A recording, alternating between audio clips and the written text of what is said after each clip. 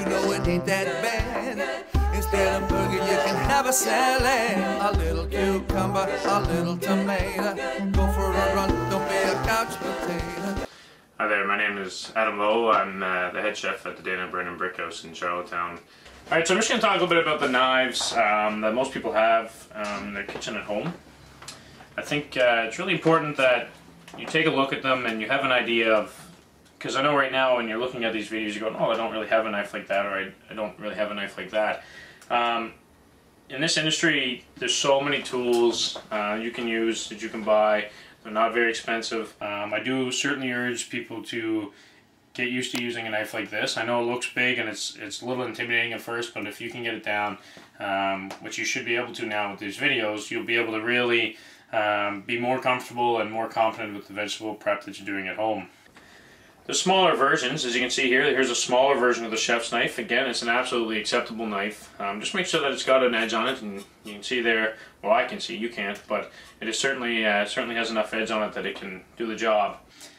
Here's my serrated knife. This is actually a standard one that used to be given at the Culinary Institute of Canada, so this is an industry-approved knife that's used.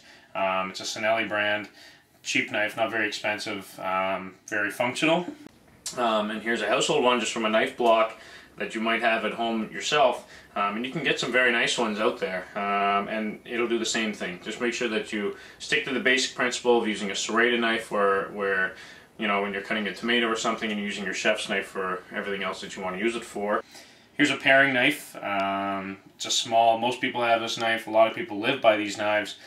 Great knife, very functional. Again, I would urge people to get into the habit of using these knives, the chef's knife, for cutting vegetables and sticking to just the basic principles such as coring. The reason why I recommend using the chef's knife over the paring knife for vegetable prep is that with the smaller knife, you can't keep your knife on the board. You're constantly lifting it off the board to cut, and it just raises the risk of nicking yourself in the finger. Whereas with the chef's knife, you're always angling your blade to the board, and you're always rocking the knife. It's a lot safer. Although it's bigger, it's actually a lot safer. And then here I just have a basic peeler. And then here's this is a steak knife. You can use this if you don't have a serrated knife at home. You want to cut up a little bit of tomato. Again, you want to use that serrated blade or serrated edge rather than the fine one. Healthy eating for the whole family.